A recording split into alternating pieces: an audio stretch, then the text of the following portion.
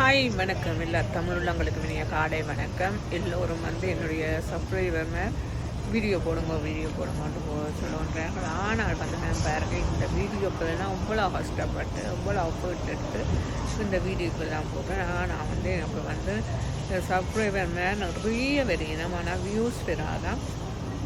அதானபடியாக நான் பரவாயில்ல, எனக்கு என்னென்னு சொன்னேன், இந்த வீடியோக்கள் எனக்கு போட நல்ல விருப்பம்.